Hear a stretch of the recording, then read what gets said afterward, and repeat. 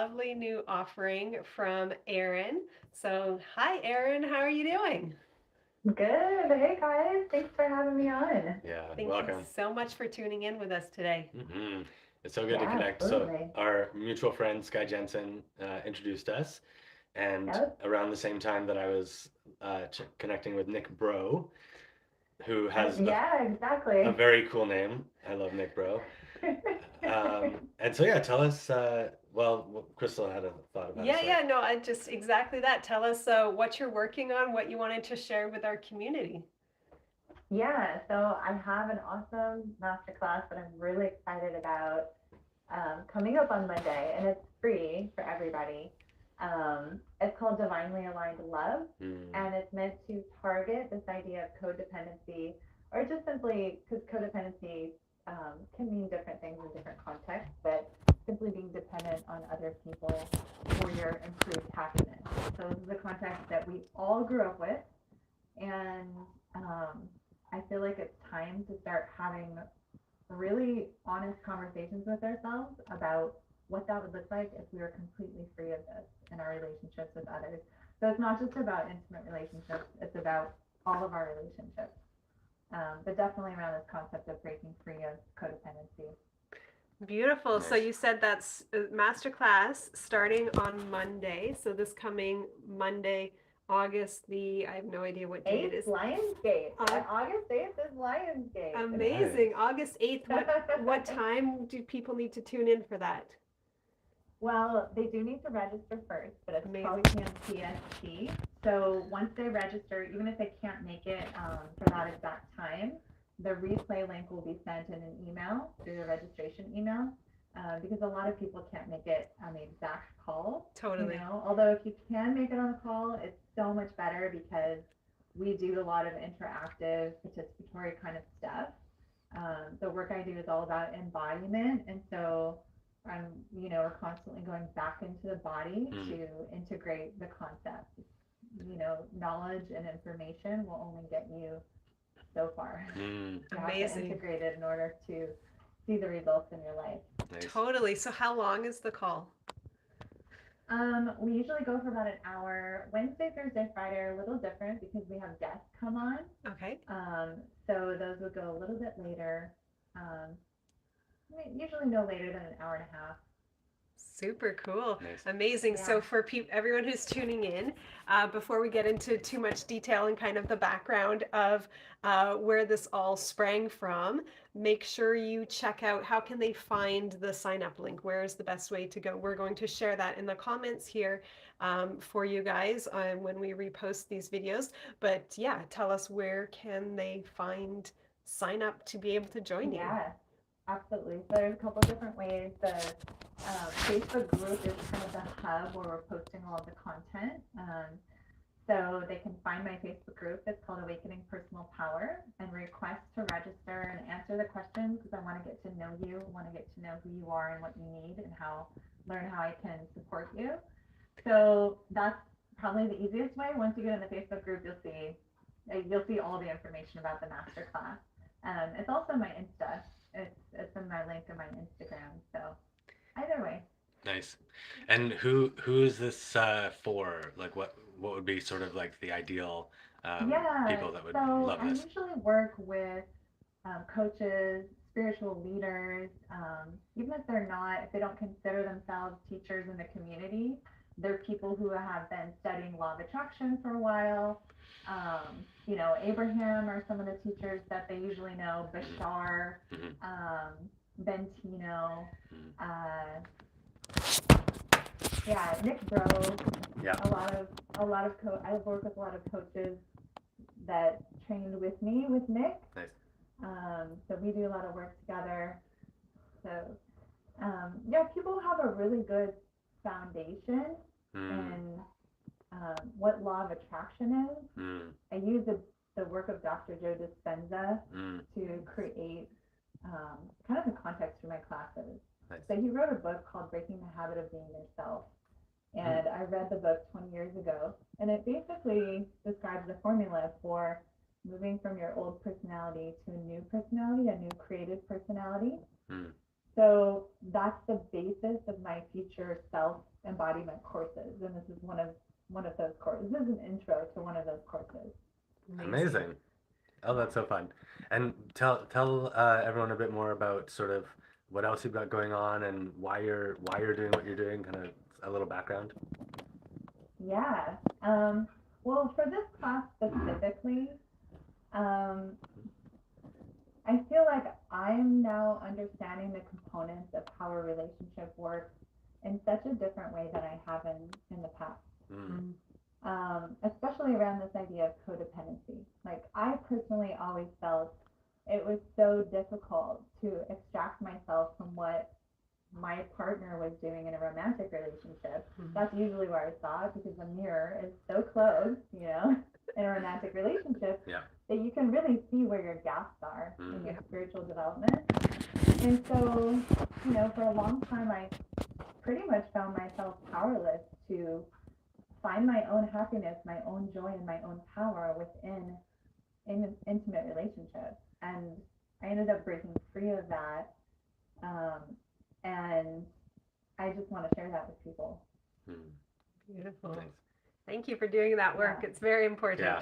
Yeah, it's such important work. Extremely important, especially right now, because the cultural paradigm of codependency is still very pervasive. Even in the spiritual community, you'll hear, things like toxic people, like that term, stuff like that kind of gets thrown out there, that basically disavows us of all of our power as a creative and loving entity. Yeah. So, and then Dr. Joe work basically describes exactly the formula to create who you want to be. Nice. So it's really kind of like applying his background and scientific knowledge about how the body works and how to embody new concepts Nice. with this idea that, like, okay, it's time to, step out of this cultural conversation of codependency, especially within the spiritual community, because we're the leaders of what's next for everybody else, or whoever's ready. Yeah. So good. Yeah, you're right. There's definitely a conversation and a lot of awareness about codependency as a thing that is not good, and that a lot of us end up doing and not even knowing about it. And the challenge is that there's one thing to have the awareness, but for most of us who did not have a role model of a healthy alternative, it's like, great, I know I shouldn't be doing this, but what's the alternative? What's the actual a healthy role model? And I love that you're doing, offering tools and actual ideas for how you can kind of reprogram that for yourself. So that's so important. Thank you. Yeah, exactly. I'm sure we could all say that when we grew up, we did not have the role models that we currently need in today's time. Yeah. Because we're dealing with so much, there's COVID, and then there's all this like crazy shifts and changes that are happening in our culture. So it's like, what could have prepared us for this? Yeah. I love when you were talking about codependence and like toxic people. I love how simple Abraham makes it, where she's like, everyone is either in alignment in the moment or vortex, not in alignment in the moment, and that's it. There's like two types of people. And the most, like, I was watching an interview with this guy Andrew Tate, who's like all over the internet and says a lot of things that a lot of people might find really offensive. But in this particular interview, he was very in the vortex for most of it, and the things he said were full of love and energy. And he talked about feeling happy and lucky, and like basically was describing law of attraction and how he uses it to like stay in the vortex and be abundant and all this stuff. And I was like, oh wait, yeah, it really is true. Like there's no bad people. There's no like toxic people. There's no codependent relationships. There's like moments. There's times, but there's times when it's not. And it's like, it's just learning how to be more in the direction of what we want. And that's what we just got back from Seattle to see Abraham live for her first or their first big live event, like on the ground, not on a cruise. And I got to talk to her, and well, I forget what I was going to say. Obviously, it doesn't matter.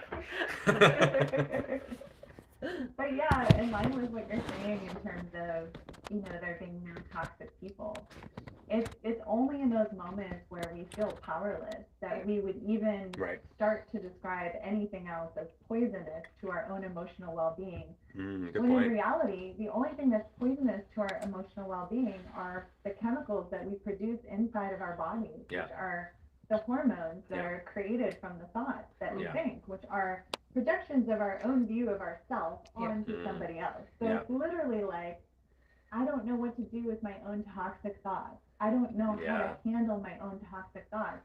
And I'm not judging that or making fun of that. That's something that's very difficult to work through. Yeah. But the awareness and the knowledge that that's what you're doing, that the projection is what's always happening, allowing you to view who you are externally. You're seeing it as something happening externally, but it's the film strip of your mind that's projecting everything that you think you are, and therefore that you think others are in front of you, so that you can decide, do I want this? Yeah. Or do I not want this? And I think that's what people get lost in. Mm-hmm. They think it's like, oh no, I have to change this person. I have to modify the situation. I have to control. Can you just do this differently? Yeah. Can I tell you what I like? Yeah. This is how I like it. Yeah. Can you just conform to this small request, and then the requests get more and more and more, and with each request you kind of lose a little bit of your power. You lose a little bit of who you are until you get lost in the game of that, which is how we all grew up. We're all programmed. Yeah. Our bodies are literally programmed to do that. So it's not, there's no shame around it, there's no guilt around it, nobody's at fault. It's just, it's time to break free, because these are some of the biggest shackles that I see people confined in terms of the amount of pain that it produces. Yeah. So good. Yeah, that was really my experience with a old past relationship. We did so much codependency. We did so much minefield. We used to call it a minefield, where it was like you can say this and you can't say that, and you can do this and you can do that. Yeah. So the relationship was literally a minefield of like tiptoeing around, oh, don't get blown up. And it's really stressful. It's really, really stressful to be in that kind of relationship, because you never know what's going to happen, and you feel so responsible for the other person's well-being. And of course, they feel exactly the same way about you. It's just, it's so much work. It really, really is. And there's no better reflection, I think, like you said, of relationships are relationships are relationships, but romantic relationships and parent relationships with kids are such perfect mirrors to really see what am I putting out there, what are my beliefs about relationships, what are my beliefs about other people, how do I deserve love, how does love show up to me in my life. As a mother, it's very, very, very humbling, especially when they get a little bit older and they're just like you. And it's my son is 12 now, and it's really intense to see him being exactly like I was at his age, and really humbling to want to support that growth, and that them having the best ever life and letting them also have their experience. And I think that's another piece with codependency, is there's of course being responsible for the other person's happiness, but also wanting to especially as we're in the wellness world and we want to ease their pain, and we're aware of their demons and their dramas and their traumas, and we want to feather their nest, as Abraham says, to pad their world, to protect people. It really is a whole different thing. And I think it's really important, the work you're doing, that is giving people some awareness of what's actually happening to our bodies when we're doing that. Because obviously, like I said, for a while it feels good, you're supporting them, you're loving them, you're helping them, and then it very quickly becomes very toxic, very stressful, very challenging. And to be able to understand the science of what that's doing to our body, of course what that's doing to our relationships. So yeah, thank you for doing that. Good work. Well, thank you for being a mother. Seriously. Thank you for being a mother. Yeah. So I worked, before I started coaching, I worked as an elementary school teacher and then a high school teacher. And so I haven't had my own kids. I've worked with a lot of kids. And also the first thing that came out when I was working with kids was I became my mother. Yep. In the way that I disciplined them. And I was so shocked because I swore I would never do that. Yeah. You know, of course, we all swear we're never going to be like our parents. Yeah. Only we then unfortunately realize that we have been programmed to be like them, like it or not. Yeah. But what's really interesting, you talked about the science of what happens to the body when we're in those kind of stressful situations. But what's really, really interesting is the science that explains the gateway out of that and into something completely different and completely new. Yay. And a lot of it has to do with moving out of the mind, Yes. out of the physical brain being the main energy sink, you know, that you're focused on, and moving into the body and mainly into the heart. So that's one of the first things that I teach people how to do is move into the heart and create a coherence in their brain where they're not in a survival state anymore. Yeah. They start to move into a focused, aware state where there's coherence. And then from that state, relationships look a lot different because when you're not in survival and you're not, you know, you're not having to justify the stress that you're feeling. Yeah. You're now all of a sudden feeling whole and complete and loved. Yeah. Then all you want to do is create with people. All you want to do is have fun with people. All you want to do is expand with people. So it's really beautiful to watch people move out of their mind and into their heart. And then when you do that, you actually open the door to the autonomic nervous system. So that's where all of our past triggers are. So Dr. Joe says, by age 35, 95% of who you are is a subconscious automatic program that acts like a computer program. It's just, and if you watch, you can see you're not thinking, your thoughts are thinking you. Like, I didn't put that in there. Like, you're just observing it. Like, if you, just for 5 minutes, just watch the craziness that's going on in there. You know, like, I didn't authorize that. I didn't authorize that either. Like, what is that? Why am I thinking about that? That is super weird. So it's like all of that stuff that lives neurologically in a certain part of the mind. And when you're able to develop the skill to move out of that, you can actually install new programs into the body that will expand who you are into who you want to be as the creator of your relationship. So you can start bringing in that quality of divine love, of alignment, of fun, of play. Nice. So good. Lovely. The thing that I'm most like working on now, and what I asked Abraham about, was around, like, I'll go and get into these high states of alignment and really get into the vortex, really into the receiving mode, get into these like peak states where I can actually start channeling and connecting with my inner being and being in that like beautiful, blissful, pure love, like highest of vibration states. And then I'll come back to something triggering and I'll just like boom, smash and burn, and everything's like, what the hell just happened? And for the longest time I was kind of looking for like the path that I could always count on, that was like, this is my practice to deal with stuff. And for a long time I was trying to like get out ahead of it in a negative way, where I was trying to like seek out triggers and fix them ahead of time, and that was just perpetuating more of them. And it was like, don't do that. And then as I stopped doing that, I was like, well, what do I do with them? I still have to, it's like, it still feels debilitating when I'm in that. I would like to do something to help.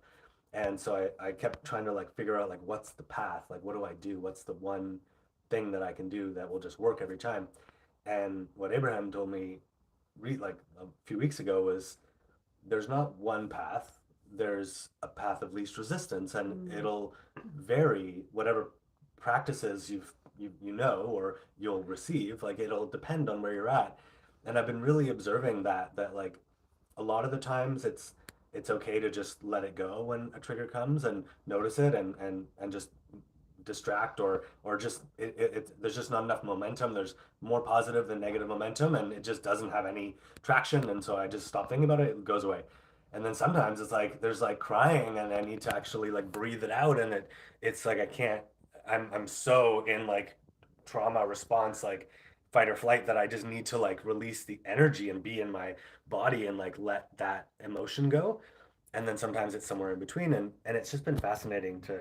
And one of the things that happened to me was I I was kind of nothing like this has ever happened to me, but before this, but I met this guy who was very troubled, was obviously going through a lot in his life, and I knew him from before, but he was I could tell he was very out of his body and in like a triggered place, and he was kind of threatening and said like, give me your phone, and like really like trying to like get my stuff. And I had seen him get in a fight before, so I knew he was like a violent dude, and I was like, but my response was like, I kind of felt him coming up behind me.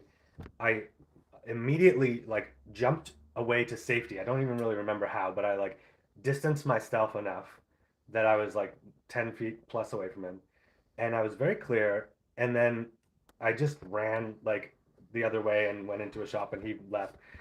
And I was very like, it was I wasn't afraid. I was like focused, and I was clear, and I was like, nope, like I'm not engaging with this. I'm leaving the situation. And then the trauma really happened after, when I was playing it out and feeling fear.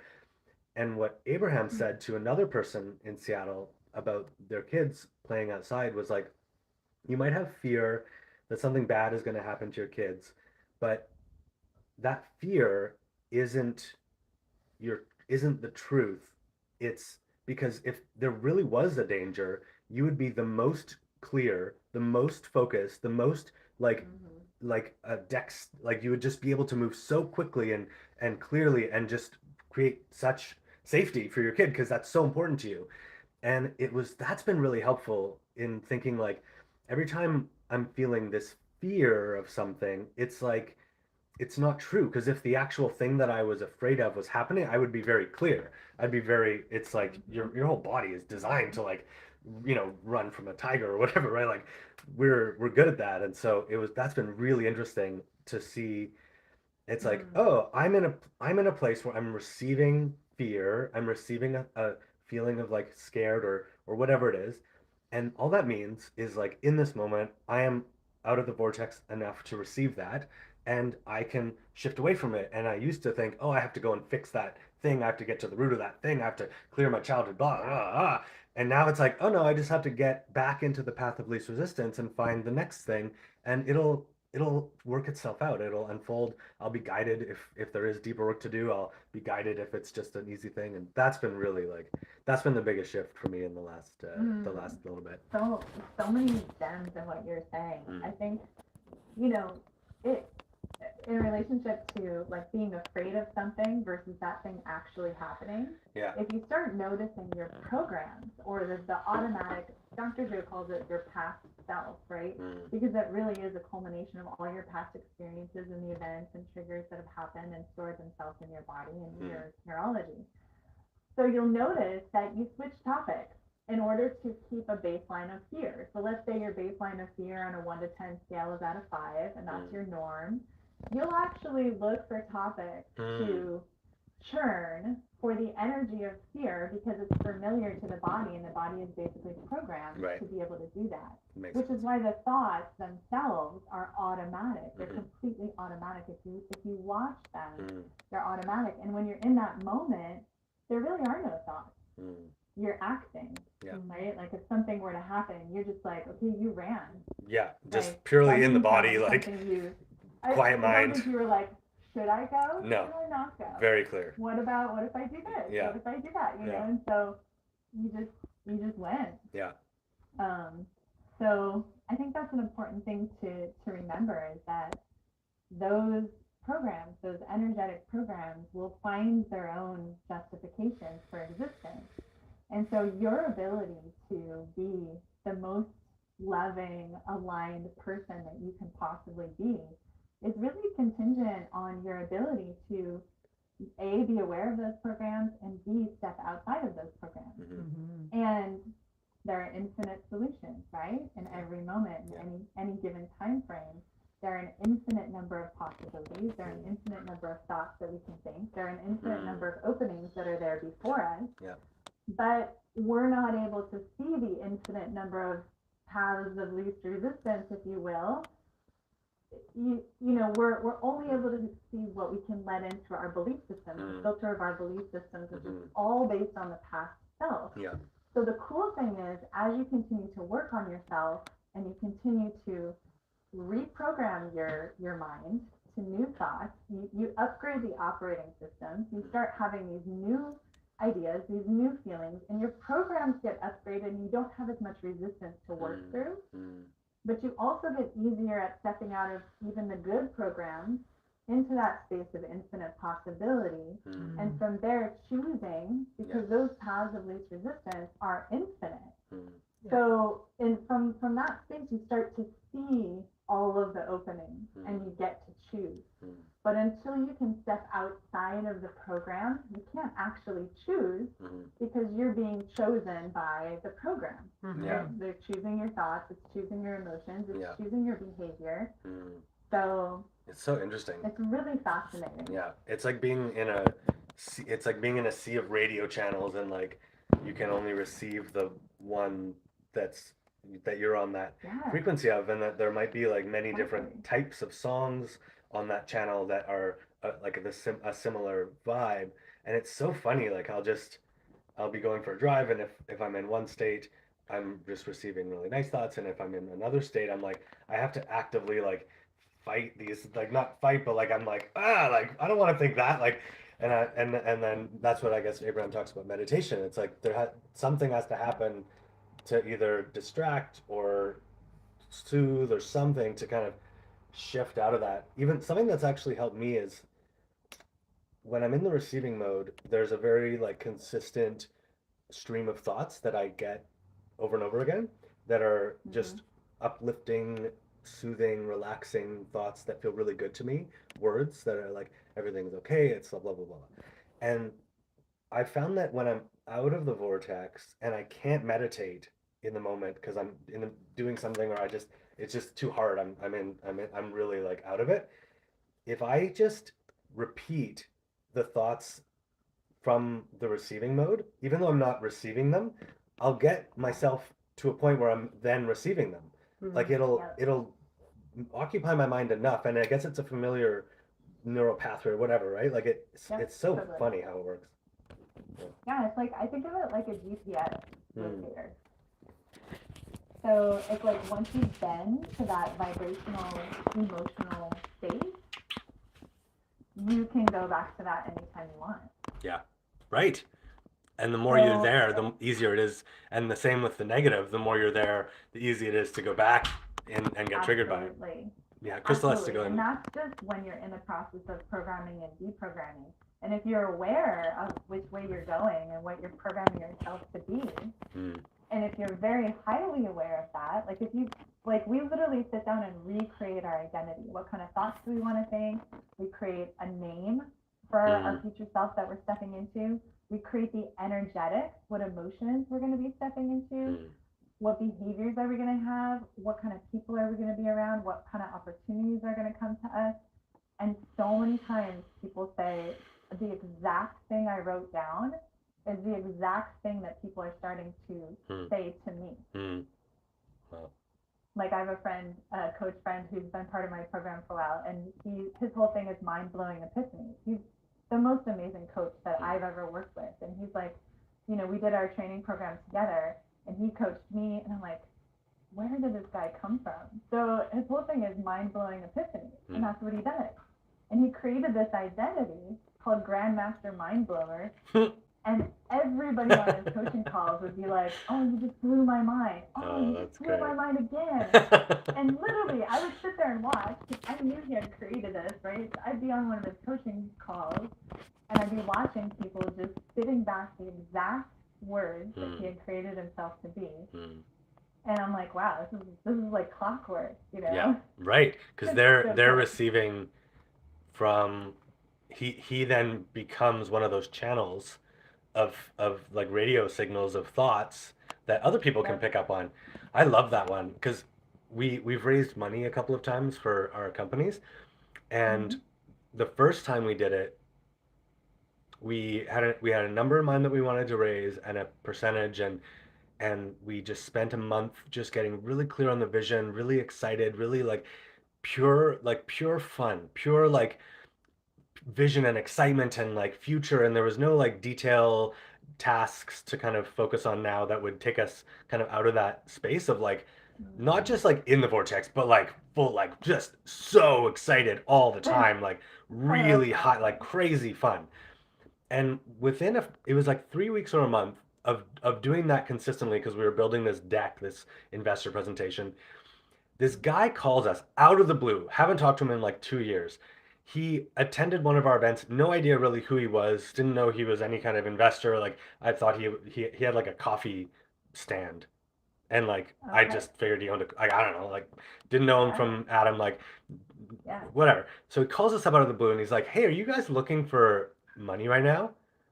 I'm like, "What? Wow. Yeah." And he's like, well, we have this crypto wallet company that's looking for a sponsor, and blah blah blah. And we ended up getting the exact amount we were looking for, and it all happened within a week. It felt really easy. To them it was like it was like pocket change because they were at the Oh. peak it was crazy. And it was just so fun to like feel like my alignment and our alignment as a team actually created this thought in this person's mind, like, oh, and probably facilitated some of that connection where they contacted Mhm. him and said, hey, do you know any event companies in Vancouver that are looking for sponsors, because we want to get into that community. And it was like, oh, like I don't know. And that's what Abraham says, is like you can literally lay on the beach all day and get and receive whatever you want. Like you don't have to do stuff to create things. You have to be in alignment. And I didn't, it's like nice words, but actually experiencing that, and then it's like, wow, okay. So my job now is to embody that feeling and that excitement, and to stay in those states as much as possible, and Mhm. then act from inspiration and do what feels fun from there.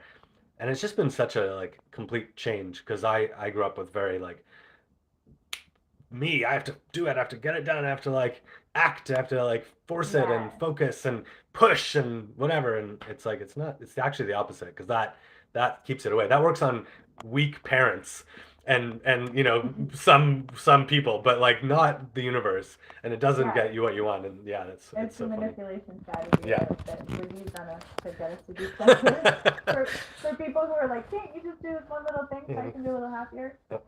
Um, but that's so cool when that happens, when you have that alignment and that beautiful event that you've been tuning into happens seamlessly in a way that you would never expect. I just love Yeah. I love those moments. And that's actually how my boyfriend and I met. Like we it's such a crazy story. So, and I never expected this to happen. We were friends and we are just friends, and I wasn't thinking about it, and I don't think he was thinking about it. And we wanted the same things in relationship, and we both started tuning into the potential of it using a Dr. Joe meditation practice where you go into you come out of the identity, you come out of the programming, and then you start tuning into what it is that you want to create. And I literally, when I was in that meditation, and I hardly ever thought, it wasn't something I was trying to create. I was like, I'm good on relationships right now. I'm just going to do my own thing. And I Yeah. was totally cool with that. And there's a moment where I tuned into his heart, and I literally felt who he was as a person, what his values were, and why we matched together, because our hearts were the same. And it was like a switch got turned on, and I was immediately attracted. And then we came together, and I found out that he had been doing this exact same meditation and had, yeah, there were so many crazy synchronicities. Wow. Like he had drawn a picture of my eye, Wow. on a paper, and it was just wild. Yeah. I mean, Mm. And it's been really such a beautiful unfolding since then, Mm. to step into a relationship that's based on both people stepping into their highest selves and Yeah. contributing to each other's lives from that place Mm. versus what do I need from you, or trying to turn somebody into a fantasy that you think you should have because you don't feel whole and complete, you don't feel at rest Yeah. with yourself. Mm. But those moments when that click happens, Mm. it's like, it's just so cool. Yeah. It's so, so cool. Yeah. That's how Kristall and I met too. She had just gotten out of a relationship, and the guy had ended it, and but he ended it after she like hit this super peak of alignment and like joy, and she was coming back from this retreat where she was on fire, and she got home to like a breakup, and she was like, oh, that's odd. And Abraham always says like everything is always working out for you, like try and see it from that perspective, like things are always working out for you, so how is this working out for you? And then for me, I was dating kind of different people, and I was like, this is not what I want, like what am I doing? Stop, like stop it. And I just said, you know what, no more, like I'm not going to keep dating people that I know I don't really want to date and don't have a future with. And okay, I'm just going to stop, I'm going to focus on me. And i I began my first business and was like every single hour I was awake, I was working and so happy. Like I can't remember the time, probably when I was a kid playing hockey and stuff. Like it was that kind of like just fun, so in my zone. And then Kristall too, she was like, I want to attract a 10, I have to be a 10. I want to attract someone who's into personal growth, I have to be into personal growth. And so she just focused on being the best version of herself and really like swore off dating and not going to be in a relationship for a year, whatever. Like she was just in her zone, I was in my zone, and it was just like zoop, like easy, so simple. And then the like relationship side of our thing has been just so like pretty smooth. It's the business is where we both have are getting more of our like our lessons, but it's nice to it's really fun. It's fun to have that relationship. But it's funny because you say like there's that moment, that like switch that happens where it's like the thing lands. And it's so funny because Abraham always talks about it's all about the journey, it's not about the thing. And you don't really want the thing, you just want what you feel like the thing will feel like, because you feel like it'll change your state or something. And for a long time, I wanted a Tesla, and I also wanted to go on an Abraham Hicks cruise. And they both happened on like, we took delivery of our Tesla the day before we left for the cruise, and it was like Awesome. such a cool feeling. And I was so excited for the whole cruise because I hadn't really driven it yet, and it was just sitting at home, and I was like, oh, I can't wait. And so the cruise was epic. We like it was so cool. We got off the plane, or no, we so it was in like we launched from Barcelona and did the Mediterranean, and we just got there the day before the cruise and didn't really think about time change and like visiting Barcelona and any of that stuff. So we were getting off the cruise and leaving, and we were like, oh, I wish. No, we didn't really say we wish, but it was like we were like, oh, there's all these places that we would love to visit in Barcelona. We're like we basically said, oh, we'll have to come back sometime and visit these places. It was like a pass, and it was like, oh, that'd be nice to see the big palace thing, the whatever, the cathedral thing, and this like Park Güell thing, and all these cool places. We're like, oh, that'd be so fun one day. So we get to the airport, and Kristall is playing this game that Abraham was talking about of like positive expectation and segment intending. And so she's kind of leading this practice as we're getting our bags and going to the cab, and she's like, "Oh, it'll be so fun to be surprised and delighted, and wouldn't it be fun to like get upgraded to first class? And oh, I can't. It's gonna be so smooth, and the ride is gonna be so easy." And then we're driving, and we hit some traffic. We're like, "Uh oh." And then we're kind of get a little bit later than we wanted to be, and so like but we're still in that like, oh, it's gonna be so fun, it's gonna be so beautiful. We get there, we get in the line, and there's like a little kerfuffle at the counter, and people are like talking to each other and looking around, and like and people are and so they're like, something's going on. We're like, okay, whatever, it's gonna be so so we keep like trying to like stay in this place. We get to the counter, and they're like, okay, so we oversold the flight.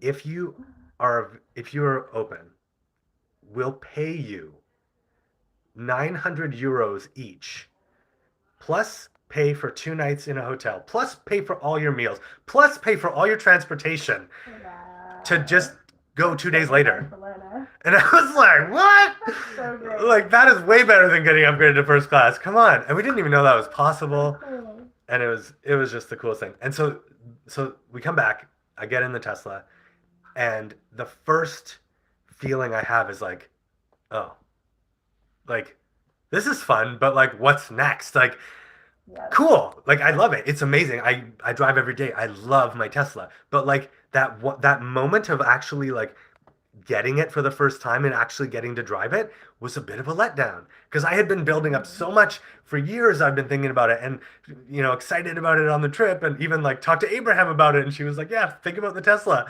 And I get there and it's like, oh, this is amazing. But like, what else is there? And I just love that it's like, it's so not about the thing. And I think that's why there's like rich, unhappy people. Because it's like, you think like, oh, if I get that thing, if I get this, I'll be satisfied. And it's like, satisfaction is such a moment to moment thing. It's such a like, it's so cool. I think that in terms of that conversation, I think the Buddhists really nailed it. Mm. And that attachment is suffering. You know, a lot of people think that they're talking about desire and that desire is negative, but that's not what they're actually saying in Buddhist philosophy. It's that attachment to the desire is what creates the suffering. And so if you're actually attached to the thing, so going back to relationship, if you're attached to the actual person in the relationship as the thing that's going to make you happy, that's going to create a lot of pain in the relationship. But it's the attachment that creates that pain. Yeah.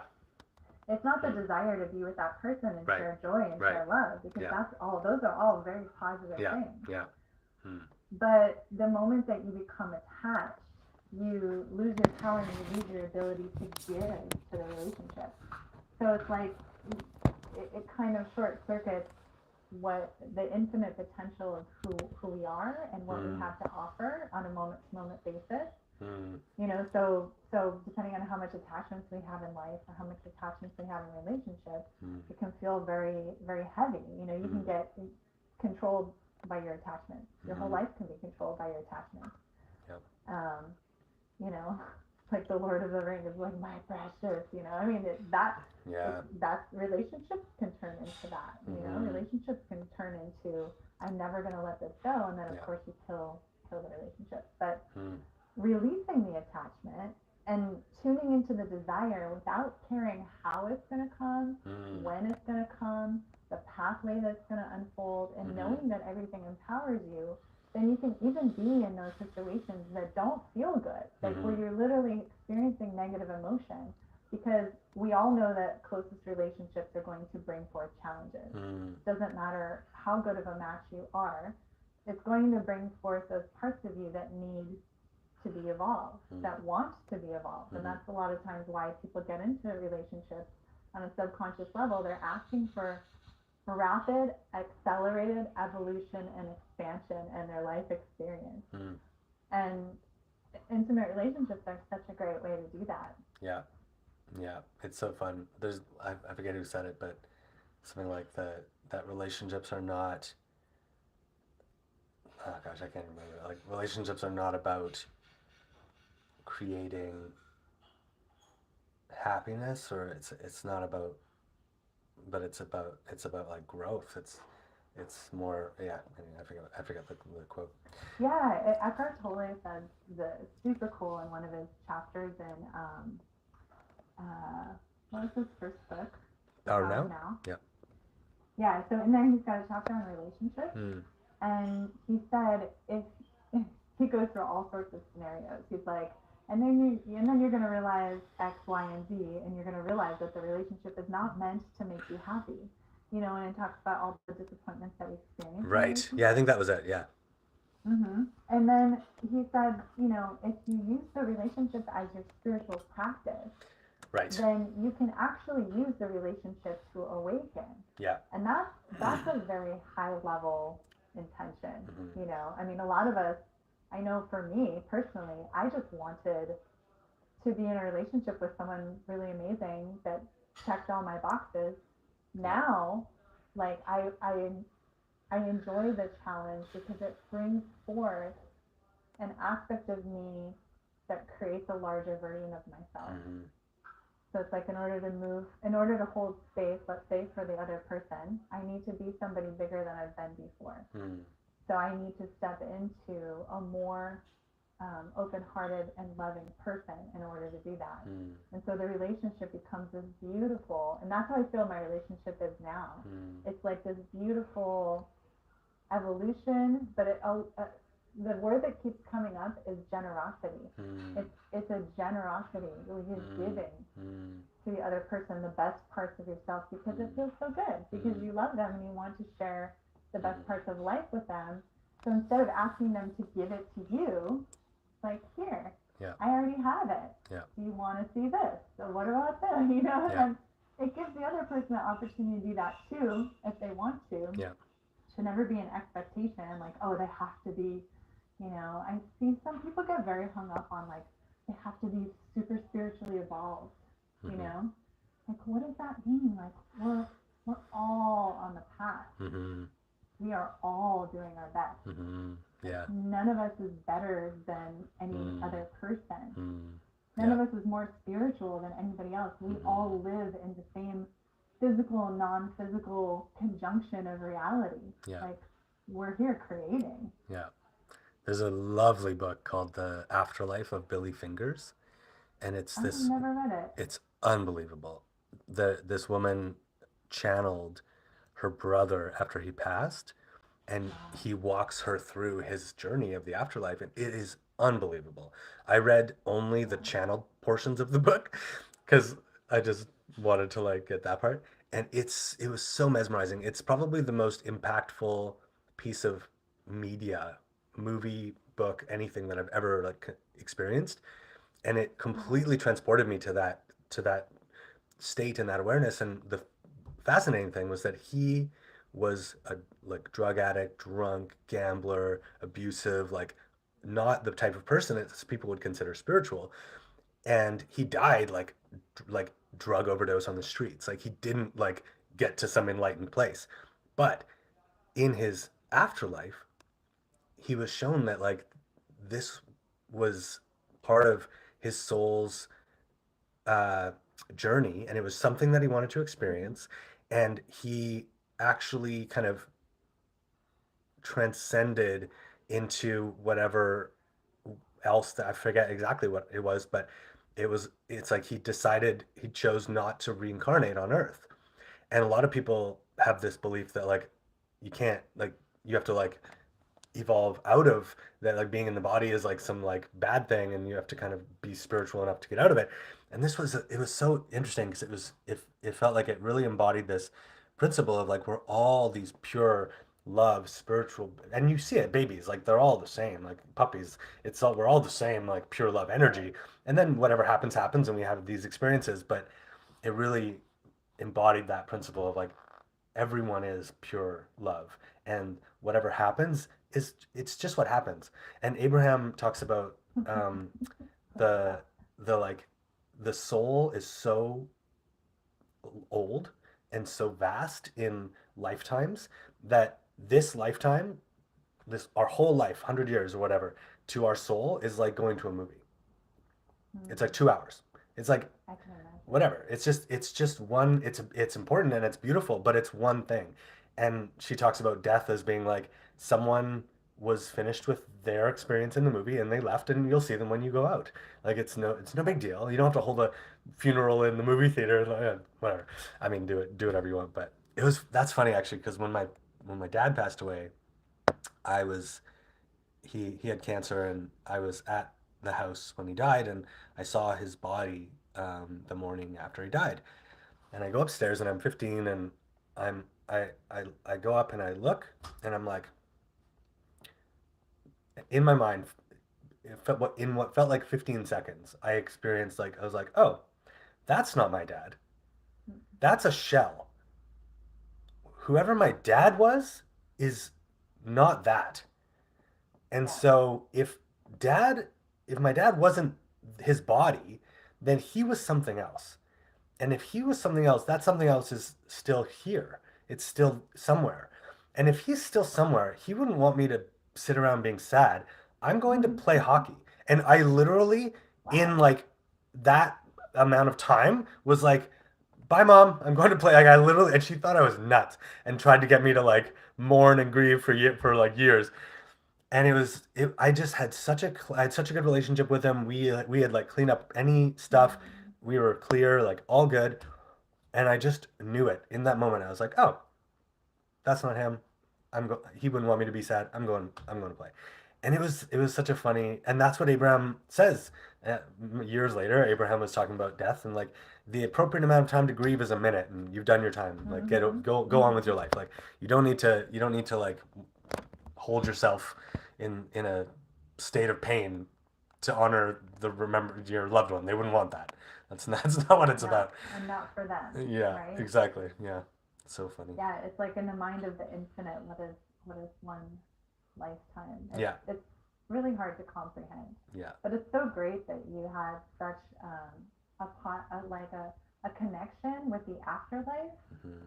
so early on, Yeah. so that you Mm-hmm. kind of developed your own inner knowing about what that process was, Mm, where a lot of people don't have that. I had the same experience with a friend who mm, committed suicide. mm. That was the first time when I was actually able to have that experience where I saw the body and I was like, oh, this is not shit. She's gone. Like, where did she go? Yeah, And it's such an odd experience yeah, to have that, but it really, I'll never forget it. yeah, You know. yeah. Wow. It's funny. I bet most people never go through life like, or only see a body way later, if ever, because it's not really Yeah. something that it's such a thing. It's like, yeah, As very a interesting. culture, we create so much heaviness Yeah. around it. Huh. So much heaviness around it. Wow. This is so fun.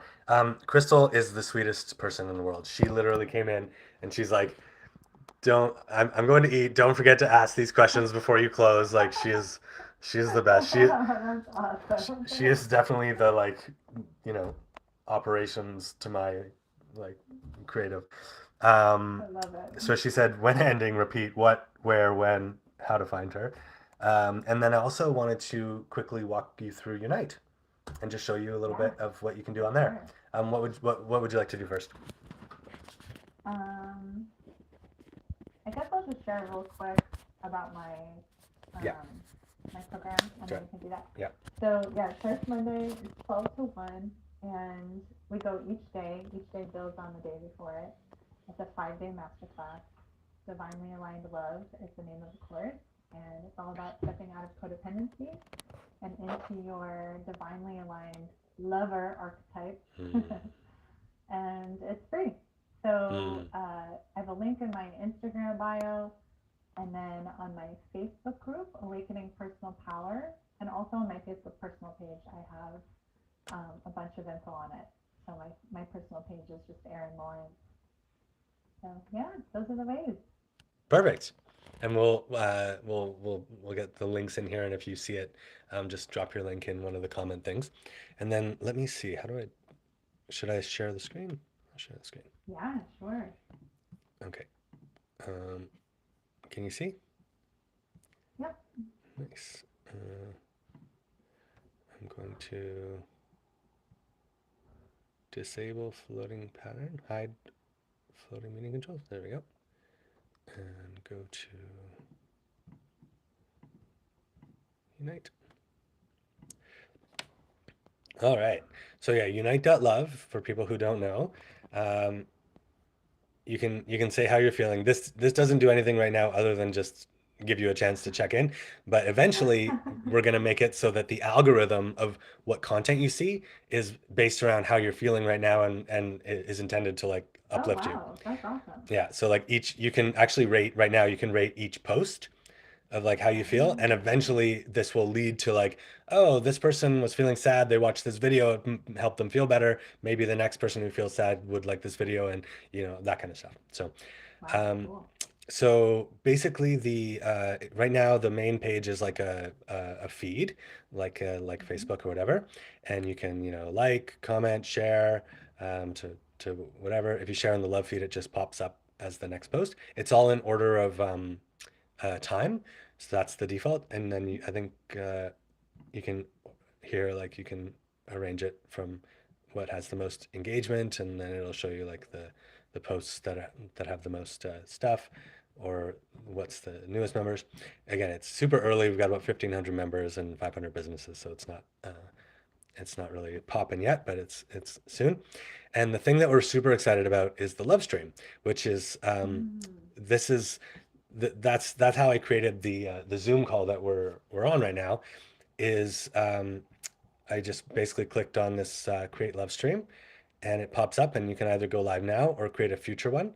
And it's just like creating an event, and then it creates basically like it'll pop into a Zoom, and then anyone who is like oh, where go back anyone who is on Unite could see that this is happening. And because I created it, you can't see it, but there would be a little join button if I wasn't me. And so someone would literally be able to just hop into our Zoom call. Um, and Oh, nice. and connect. And so it's kind of like a clubhouse, but focused on well-being. And we want it to be a place where if people are doing Zoom calls and Zoom things that are open to the public, then you could use the love stream, because then it's still the same exact experience as Zoom. It's the same product, but you get a little bit more reach, and people could potentially drop in, and we'll also include it in our emails to 3,000 people and our social and all that stuff. Um, and then there's also like, so that's the love stream. Then there's the events. And so people can create events, and here are like a bunch of events that are on right now. And you can even sell tickets and host the event on the love stream if you want it, if it's an online event. And then same thing with products.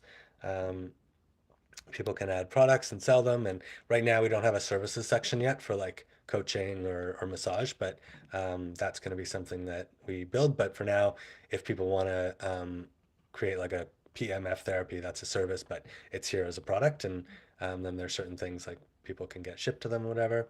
Um, and that's it. Success stories is fun. It's like a little thing where people can share, oh, I had a herniated disc in my back, and here's what I did, and here's a little link about it.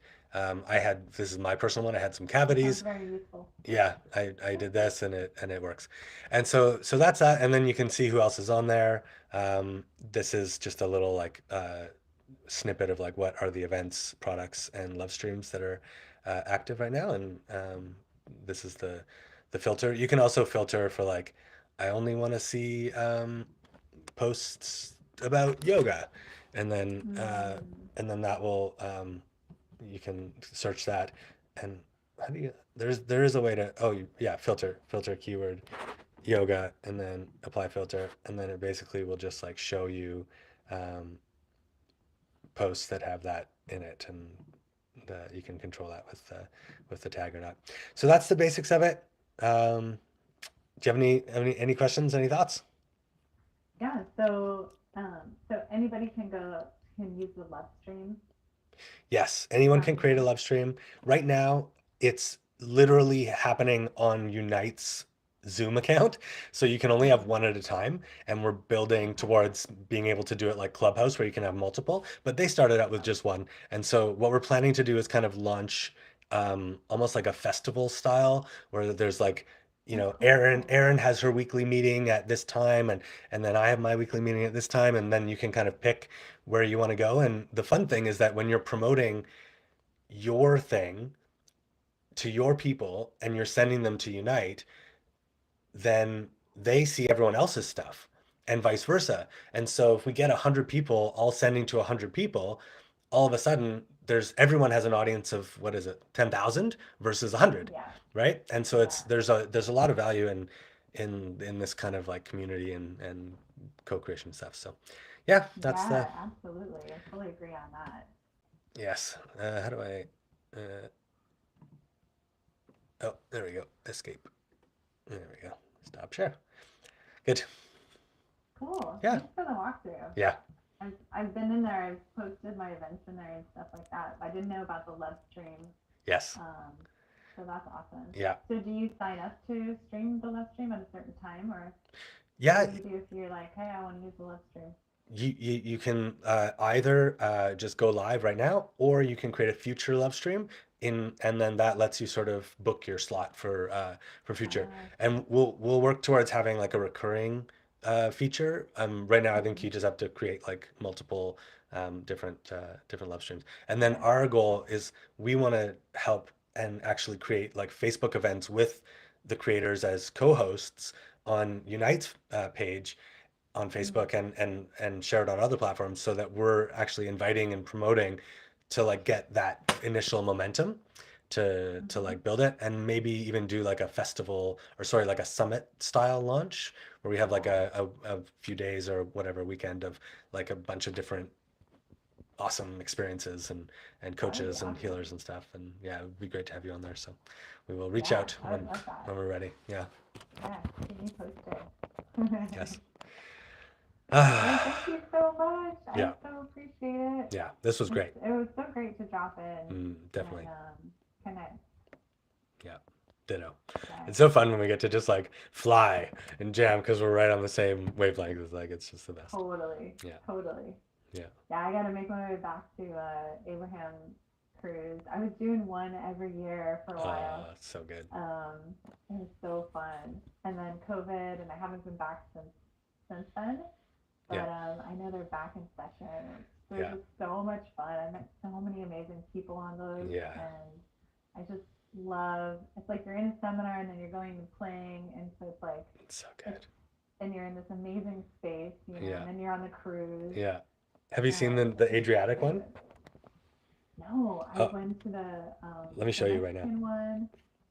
I've only been to there was a Mexican land cruise, which is not actually on a cruise ship. It was just they just booked an all-inclusive hotel, and we took over the entire hotel. That was Oh, the the funnest. land That cruise? was yes, and people have not stopped talking about it since, because it was so much fun. I heard that was I was epic. like, when are they gonna do a land cruise again?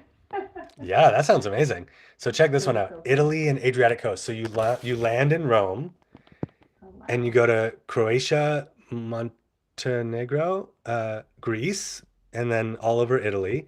And it looks like like I love that like ancient kind of culture vibe of like all the old stuff. And it's yeah, October, and this is the one that I'm super excited about.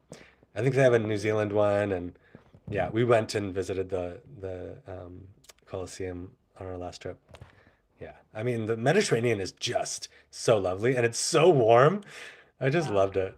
I loved it so much. I when I went to Turkey, I mean, Turkey is my absolute favorite place to visit in Oh, the nice. world.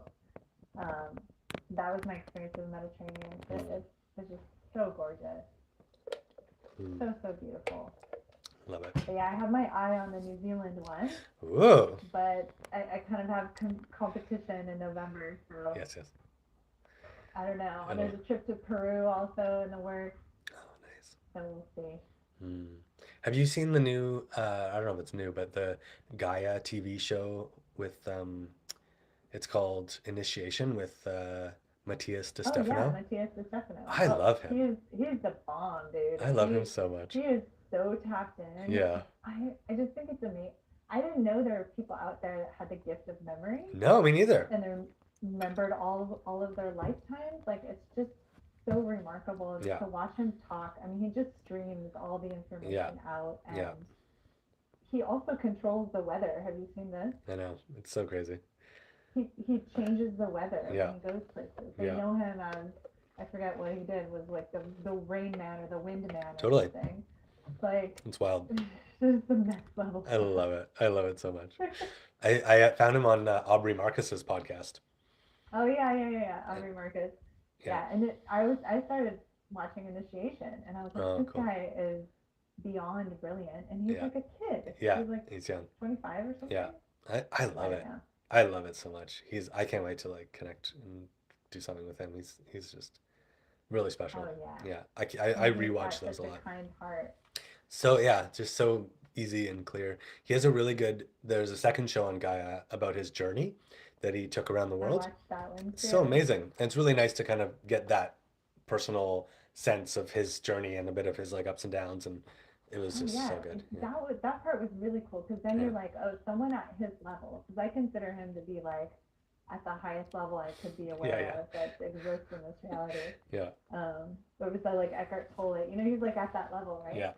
And it's just like, yeah, so definitely something to aspire to. But it's so cool to hear that, you know, he goes through ups and downs too, and he's, you know, missed his flight. Now he can't afford to go back, and his Yeah, whole yeah. mission's aborted, and he's got to pull it all together. And he gets kidnapped and tied to a tree. So weird. Um, Oh it's man. so remarkable, yeah.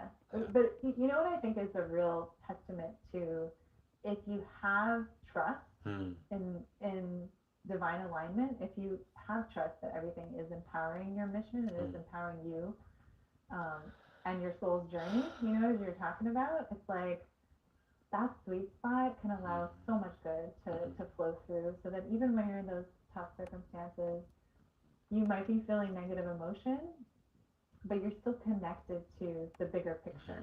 Like, this is gonna work out. I don't know how. I know this is happening for me. I know it's working out. Yeah.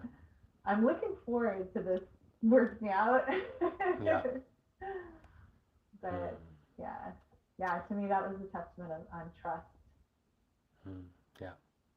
It's so Trust beautiful. and surrender. So exciting. Where are you in the Cool. world? Where am I? What? In the world. Where am I streaming from? I'm in Topanga, California. Oh, beautiful. Yeah, I've heard that's amazing. yeah. Yeah. Feels very Mediterranean over here. It's outside of LA, right? Mhm. Yeah. It's a different climate. It's very hot. It's like 10 degrees hotter than at least the coastline. The coast. Oh, interesting. Yeah, it looks like the Italian countryside. Beautiful. I mean,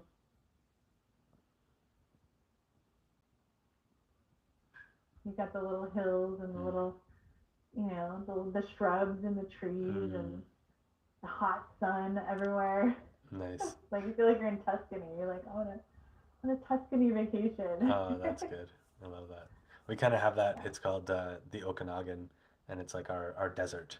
I think there's only one desert in Canada, and Osoyoos. I didn't know you guys have a desert up there. Yeah, yeah, and it's got all that same like shrubberies. It's the hottest place in Canada, I think, and it's only like 6 hours from Vancouver, but it's totally different climate. Wow. It's fun. Yeah, it's really nice to visit.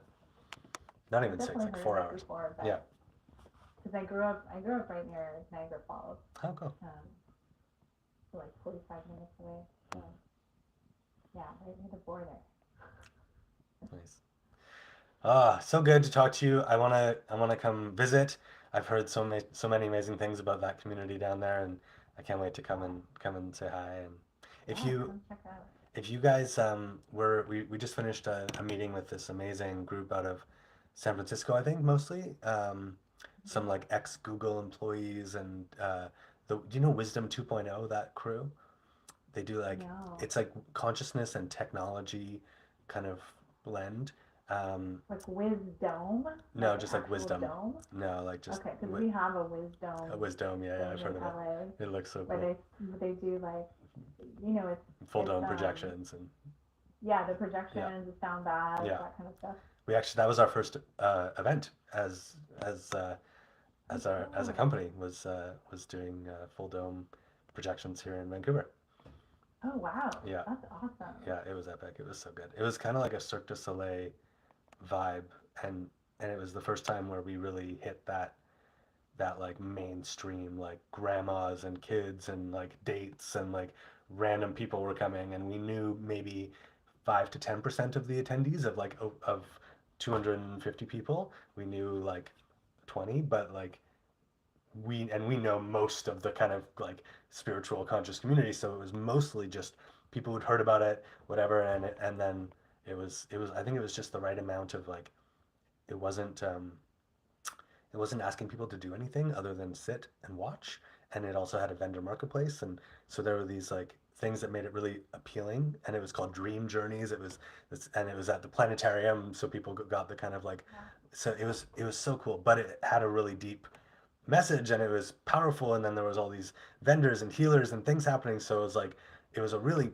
brilliant way to kind of bridge the mainstream and the spiritual communities, which can be hard sometimes because when you're doing like a breathwork class or whatever, like you're not gonna bring your grandma and like go on a date. Like it's like this is my spiritual practice and I'm gonna do it myself. And it's like it was so fun to just have have it be feel like it was so organic, so easy to like fill those up. Yeah, That's so great. it was good. Well, I love the integration of it too. I Yeah. feel like in LA things are they're very integrated here. Like if I go back to New York where I grew up, it's a whole different culture and a whole different mindset. But yeah, people are the spiritual community is so big here and it's spread to all of the areas of LA. Like all the little parts, like cacao ceremonies happening everywhere. Love it. That's kind of like here in Vancouver. Yeah, that's the same Which is here. great. It's so good. It's so cool. Awesome. I love seeing that. So if you have please share Unite with anyone who you feel like would love to use it, and then also we're looking for like really amazing mentors, investors, eventually team members when we hire. So just if you meet people like that who are like looking, you think would be a good fit, that's part of our next journey is raising more I'll money. reach out to and get some more information on that perfect. to see how I can support you. Nice. There's a ton of people in LA, I'm sure. Yeah. There's so many people around the world. I keep getting this in my meditations. It's like it's already done. There's nothing to worry. Like it's done. So many people want to support you. Like there's so much abundance flowing, and it's just this practice of like being in the not paying attention to the reality as much as the feeling and the clarity that I get from the from the receptive mode. And also there's a lot of amazing things in our reality. Like we're great manifestors and have created amazing things, but yeah, it's such a fun practice. And then it makes it even so much sweeter when it like pops, like we were talking about, it like pops into reality. You're like, oh wow, that's fun. And then it's what's like, next? It's like a scale, right? Yeah. It's like, there's that point where it like it's tipping, and then at some point it's like and that's a beautiful moment. Today felt like one of those moments because we were on a call with like over 100 people, all in the kind of wellness, technology, angel investor like style.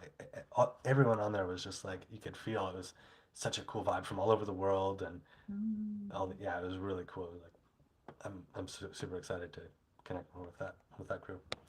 Wisdom 2.0. Yeah, and if anyone is like a LP, like a limited partner, and wants to invest in a fund that's funding conscious companies, check out Wisdom Ventures, I think. Wisdom 2.0. Soren is one of the guys in there. It's super cool. I'm really excited to support them and collaborate with them. Yeah. Yay, Erin. I'm so excited to continue our connections, and thank you for today. That was really fun. Of course. It was super fun. Yeah. All right. I'll see you soon. Good jam. So much love. Talk soon. Okay. Bye.